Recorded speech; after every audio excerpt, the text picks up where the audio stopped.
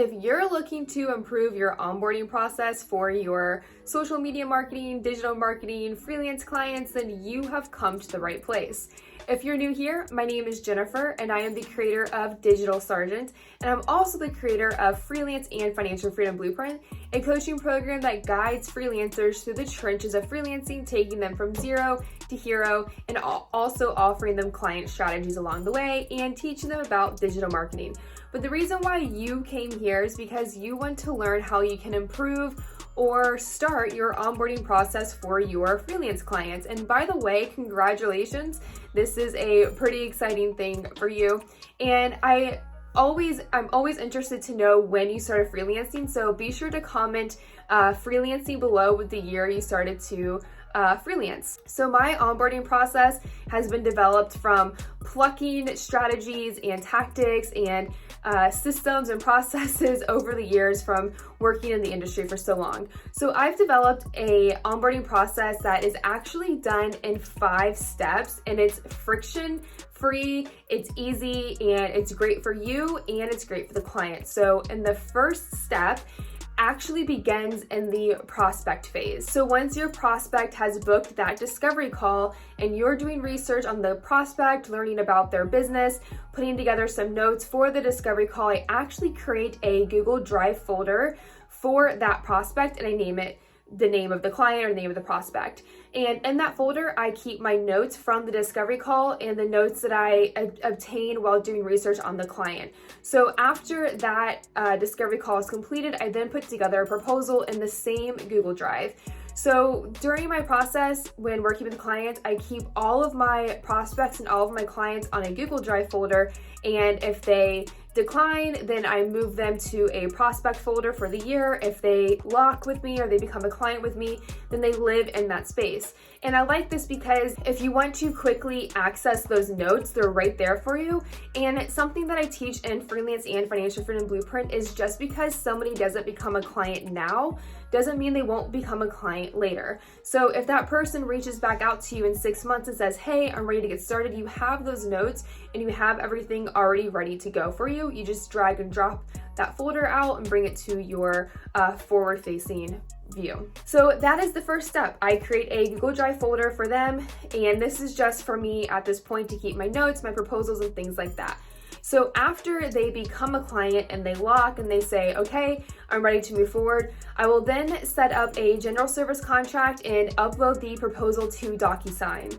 I will then send them an invoice via QuickBooks, and then I'll send them an email outlining the deliverables they're about to expect. So that way they know that they'll be getting an email from DocuSign with the general service contract and the proposal, that they'll be getting an invoice from QuickBooks, and in that email I ask to book a call with me so that way we can start the onboarding process. And I usually leave about 45 minutes on this call, and I make it a Zoom call for a screen sharing session because more than likely, I will be sharing my screen with them, or I will need them to share their screen and walk them through the process of giving me admin access to certain platforms, which I'll get into in just a second. That is step number 2. And step number 3 on the Zoom call, that is where the screen share process will take place. So I'll go over exactly what to expect while working with me. Once again, I'll mirror that entire conversation. And then depending on what I am working on with the client, if it's social media marketing or website or something to that nature and I need admin access, I will actually give them permission to share their screen and I'll walk them through the process on how to add me as an admin. I find this to be really friction-free for both me and the client because I'm able to get into it right away with them and they don't have to worry about reading an article or listening to a video, or there have been times when I've screen shared before and the prospect has a brand new update on Facebook that I don't even have. So I like to do it this way, that way I can quickly get what I need from them in terms of assets and admin access. Now, if there's a situation where they don't need to grant me admin access, for example, on Instagram, it's the same username and password across the board, I will still on that call make sure I can access the Instagram account and the credentials, because there could be a 2-step authentication setup, meaning they will need to give me a code to actually access that information. So in step 3 is the screen share process, or the process of when I actually retrieve the username and passwords and become an admin for the platforms that I'll be managing on behalf of the client. Step 4 is really digging into the client management aspect now with the client. I will go ahead and set up a Harvest account for them, and this is just for me, for time tracking for me and my team really. So I'll go into Harvest, I'll set up a Harvest account for them or profile for them. I will also add them to Asana, which is again something internally for me and for my team. And then I'll make sure that I have access to it, that I can time track with them accordingly, that my team can access their materials as well. So that way we know exactly what's going on with the client, how much time we're spending on the client, and things like that. Also helps for reporting at the end of the month. Step 5, we're now entering into the deliverables for the client. So depending on what I'll be giving the client, if I'm writing content for them, I'll set up a Google Drive folder specifically for them that only they can access. If I'm managing video content for them, I'll set up video folders for me and for my team to manage that that project as well on Google Drive.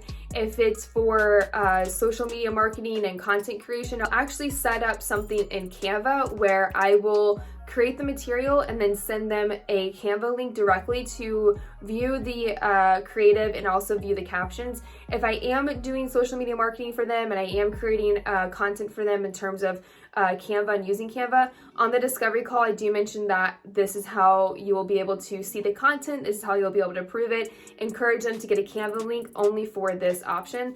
There are a couple of other ways you can do this too. You can set up a Excel document with the information. You can use ShareKit. I tend to like Canva in this nature because if they have a creative edit, I can quickly make that edit right then and there, and I don't have to worry about making the edit, downloading the image, uploading it again, and going through that process.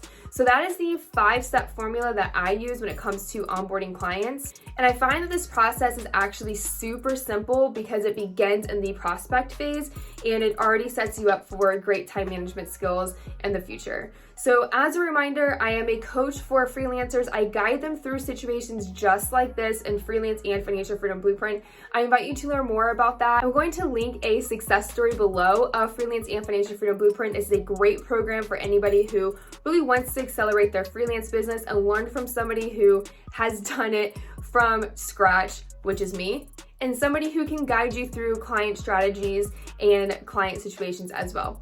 So if you have any questions, be sure to comment them below, reach out to me, and I wish you nothing but success in your freelancing business.